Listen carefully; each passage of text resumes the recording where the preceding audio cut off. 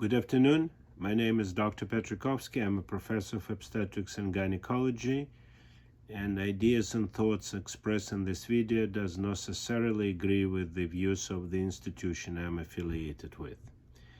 In the previous video, we talked about antibody testing for coronavirus. Myself and many of my physician colleagues were disappointed that in many instances, antibodies do not develop in people who already experience the disease.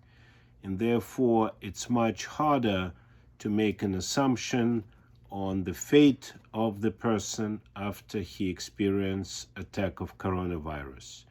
So antibody is not such a useful test, at least at this time. But as far as the PCR, or the detection of the virus itself, it used to be thought of an extremely useful test. And if you recall, there's numerous political debates: who does testing, how often the testing are, who are the champion of testing per capita of the population, etc., etc.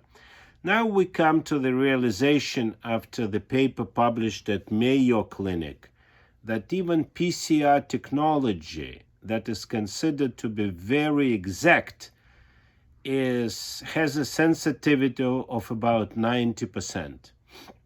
And let me show you some pictures of the virus, because we talk about it, but we really never saw the images of coronavirus. This is the model of coronavirus.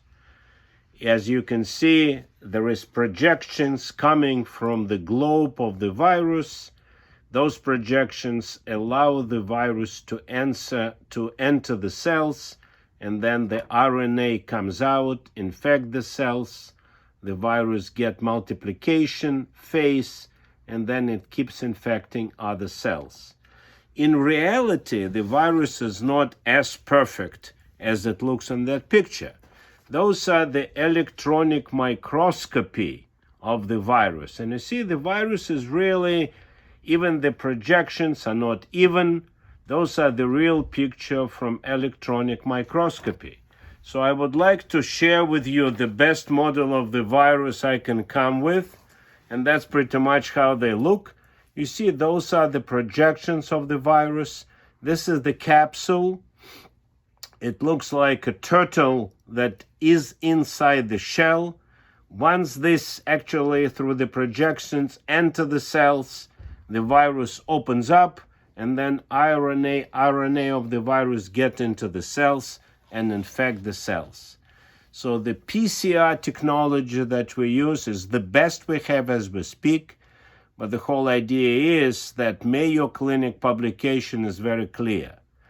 If the PCR is negative, but you have a strong suspicion that the person is still infected, especially if you look at the chest X-ray, look at the chest CT, and you clearly see some signs of possible COVID infection, in spite of the negative test, you should consider this patient to be a high suspect for coronavirus and treat it as such.